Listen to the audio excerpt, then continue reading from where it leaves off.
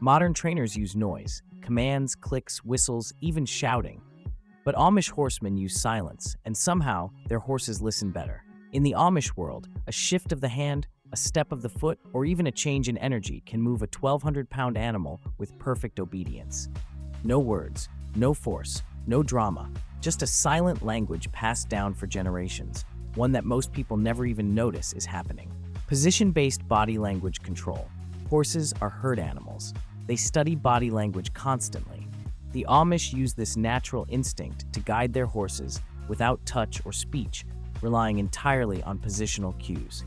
Standing at a horse's shoulder invites forward movement because in a herd, that's how leaders direct motion. Moving slightly behind the shoulder acts as a natural brake, signaling the horse to halt or slow. Distance also communicates intention. Standing close says, "Pay attention," while stepping back releases pressure. Children learn these dynamics by watching how horses respond long before they are old enough to train alone. To outsiders, an Amish handler shifting a foot or angling their shoulder appears insignificant, but horses read it instantly. When practiced for decades, it creates what looks like effortless communication, horses moving as if by telepathy, but really responding to ancient instinctual language. Pressure and release training. The foundation of Amish horse training is the quiet, almost invisible dance of pressure and release, a method so subtle that most outsiders don't even realize communication is happening. Amish handlers apply small amounts of pressure through halters, reins, body position, or proximity, then release instantly the moment a horse responds correctly. That split second of relief teaches cause and effect more clearly than any spoken command. Even the slightest delay ruins the lesson, so timing becomes instinctive, learned by Amish children from their earliest years. Growing up around horses, they develop muscle memory that makes these micro-cues automatic by adulthood. Silence plays a key role too. Without verbal noise, horses focus entirely on physical signals, learning to respond to the faintest shift in energy. It's a method that builds calm, confident horses and trainers who communicate like they're sharing a private language. Universal Amish hand signals.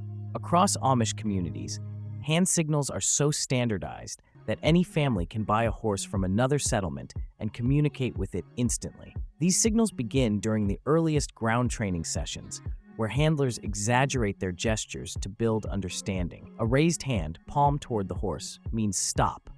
A lowered hand with palm down creates forward motion. Sweeping sideways motions direct turning. As horses mature, the gestures become more refined until the movement of a few fingers can redirect an animal effortlessly. What makes this method powerful is its usability across distance.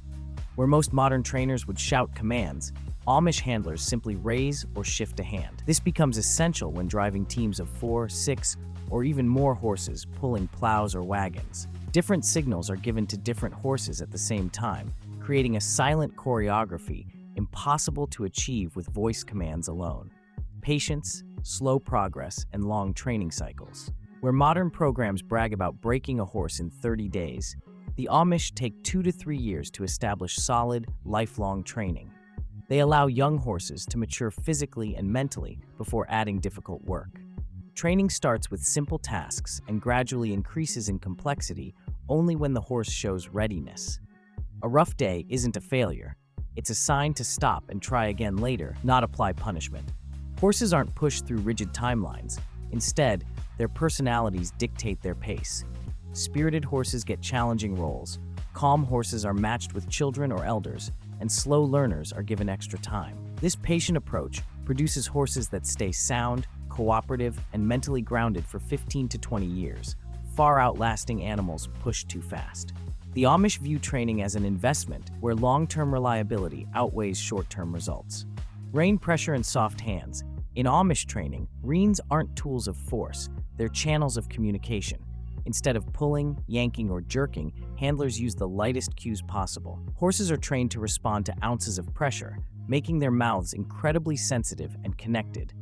Bit selection follows the same philosophy. Simple, mild bits with no harsh leverage or sharp elements. Young horses start by ground driving with extra long reins, learning directional pressure and stopping cues without a rider on their back. A slight lift of the reins means pay attention, while a soft squeeze signals stop.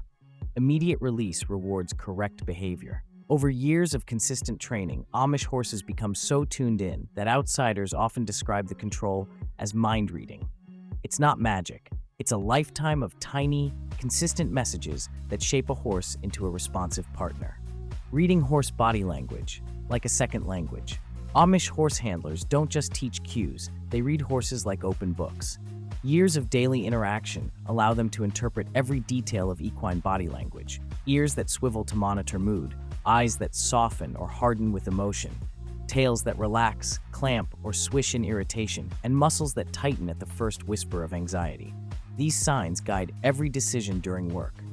If tension rises, demands are reduced. If confidence appears, the handler moves forward.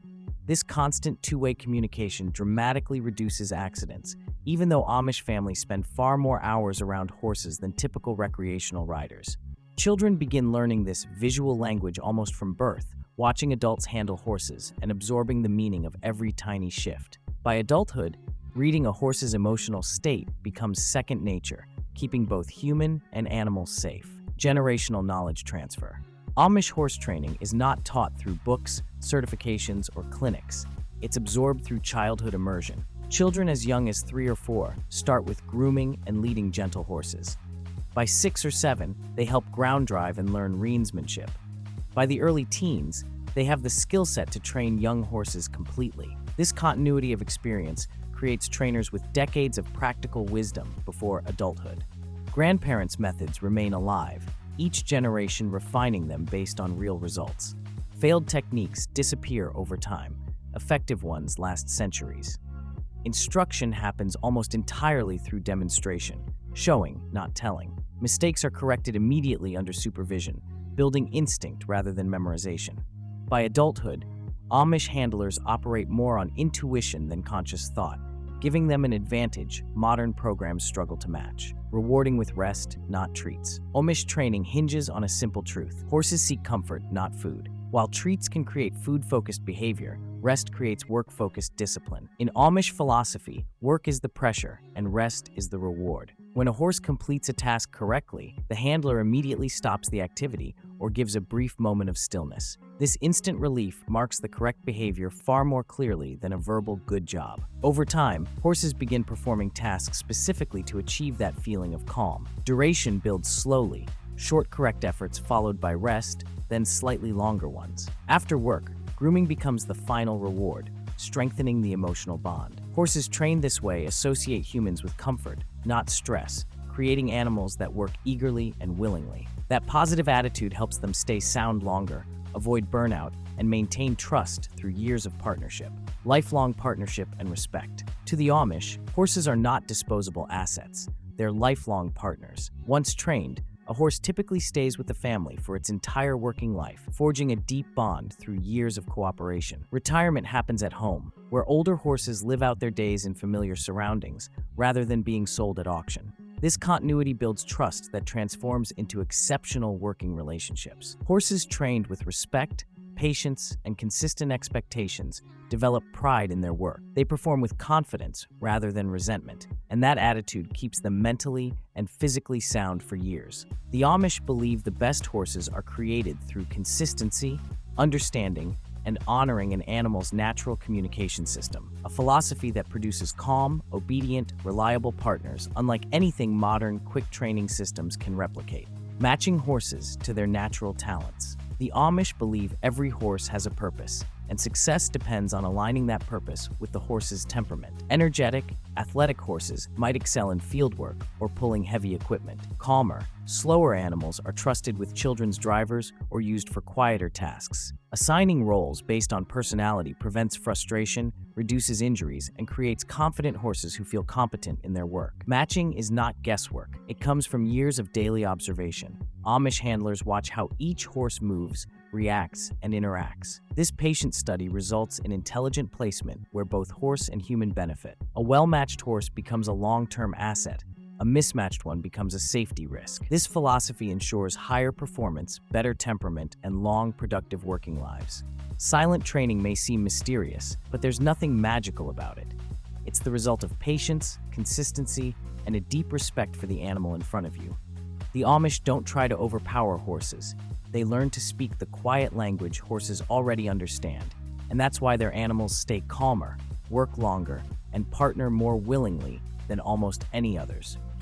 If this glimpse into Amish horsemanship surprised you, stick around. Tradition Forge explores the skills, wisdom, and old-world knowledge that still outperforms modern shortcuts. Subscribe for more lessons from the past, because sometimes the oldest methods are still the best.